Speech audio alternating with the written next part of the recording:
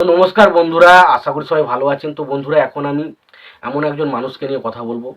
তো সত্যি কথা বলতে তারা অ্যাকচুয়ালি বলে তো বাংলাদেশে তারা খুব ভালো পরিচালক।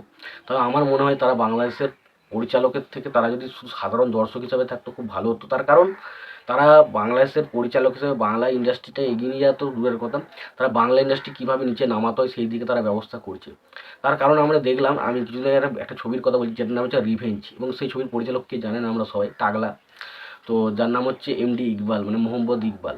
তো মোহাম্মদ ইকবাল তিনি বলেছিলেন যে তুফান ছবির গল্প থেকে নাকি তার যে রিভেঞ্জ বলে যে ছবিটা আসছে সেই ছবির গল্প কিন্তু খুবই ভালো, এবং তুফানের যেহেতু কাস্টিং ভালো রয়েছে, বেশ কিছু এই ছবিটা নিয়ে হাইপ রয়েছে, সুতরাং আশা করছে সে যে তুফান ছবিটা প্রথম 3 দিন ভালো রকম ব্যবসা করবে, কিন্তু পরবর্তী সময় তুফান ছবিটা কিন্তু বক্স অফিস মানে মাল্টিপ্লেক্স চেন থেকে বা সিনেপলিক্স থেকে কিন্তু নেমে যাবে, কিন্তু তার যে ছবিটা কিন্তু লং রানে খুব ভালো চলবে, এটা কিন্তু তার একটা মতামত ছিল।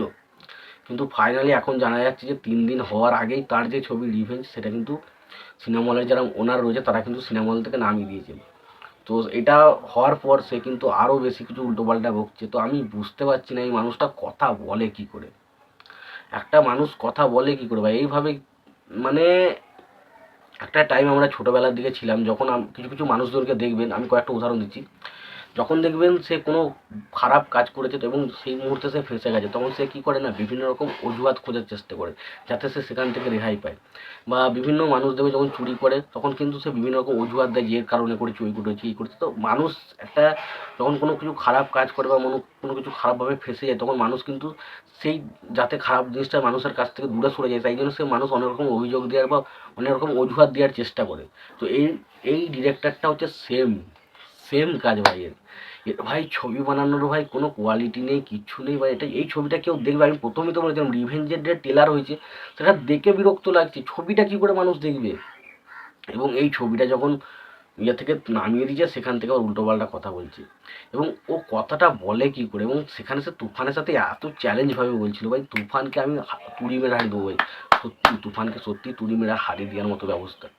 তো সত্যি কথা বলতে এই ধরনের মানে ডিরেক্টরগুলো মুখে কথা বলে কি করে, মানে আমার আমি যদি এরকম টাইপের কোনো জায়গাতে থাকতাম তাহলে আমি মনে হয় লজ্জায় 3-4 দিন মুখ দেখাতে পারতাম না। এখনও মিডিয়ার কাছে এসে এই হ্যাঁ হ্যাঁ হ্যাঁ হ্যাঁ করে যাচ্ছে, আর সেই মানে জাস্ট লজ্জা শরম বলে কিছু নেই, লজ্জা শরম বলে কিছু নেই এই লোকগুলোর। আর এই লোকগুলোর কথায় কান দেওয়া মানে হচ্ছে পাগলে কিনা বলে ছাগলে কিনা খায়, তো সেই কেস হচ্ছে আমাদের।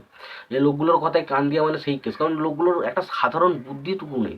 একটা একটা বাচ্চা ছেলেকে বললেও সেও বোঝে বিষয়বস্তুটা, বা সেই জিনিসগুলো বোঝে যে না আমি এটা করেছি এটা ভুল, বা এটা আমি ভুল করছি, আমার এটা লজ্জা হওয়া উচিত, এই বিষয়টা আমি এত আলোচনা করছিলাম এত ডায়লগ মারছিলাম আর আমার ছবির এই অবস্থা, যেটা লজ্জা হচ্ছে। তবুও সে লজ্জা বাদ দিয়ে সে যখন দেখছে এটা পারছে না, তুফানের সাথে পারছে না, তাও তুফানকে নিয়ে সে নেগেটিভিটি করবই, মানে কোনো রকম করে, মানে এই যে এদের মেন্টালিটি না এটা খুব খারাপ।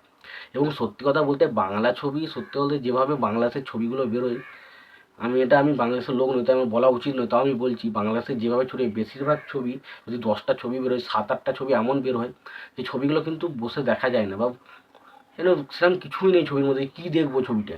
তো সেই ধরনের ছবি কিন্তু বাংলাদেশ থেকে বেশি বানানো হয়। এবং সত্যি কথা বলতে এই যে এই ধরনের যে নেপোকেটগুলো বা হিপোকেটগুলো রয়েছে বাংলাদেশে, তারা এই যে এফডিসি অর্থাৎ বাংলাদেশ যে বোর্ড রয়েছে, মানে সিনেমা ইন্ডাস্ট্রির যে বোর্ড, তার সাথে যারা যুক্ত রয়েছে তারা যেভাবে এত বাজে কাজ করে না, তারা যেভাবে এই জিনিসগুলোর সাথে হিপোক্রিটগুলো কাজ করে না, তাদের সেই কারণে কিন্তু বাংলা ইন্ডাস্ট্রি কিন্তু অনেক ক্ষতি হচ্ছে। এটা মানে না এটা নয় যে বাংলা ইন্ডাস্ট্রিতে বড় বড় বা ভালো কোনো পরিচালক নেই, কিন্তু ভালো পরিচালক থাকলেও তাদেরকে সেইভাবে কাজে লাগানো হয় না, এবং বাইরের ইনসাইডার লোক হলে তাদেরকে তো প্রচণ্ড তুলোধনা করা হয়, যেটা কিন্তু মানে মনে হয় খুব বাজে একটা দিক, যে কারণে কিন্তু বাংলাদেশের ছবি কিন্তু এতটা মান খারাপ। কিন্তু যারা এর ভালো কাজ করছে তাদের পেছনে কতটা নিচু মানসিকতার মানুষ হলে এই জিনিসগুলো করতে পারে ভাই। একটা ভালো ছবি ভালো কিছু করার চেষ্টা করছে, ভালো কিছু দেখানোর চেষ্টা করছে, সেটা যখন করছে তখন সেইটাকে যতবার পারছে মানে নিচুর দিকে নামানোর চেষ্টা করছে, এটা ভাই খুব খারাপ দিক।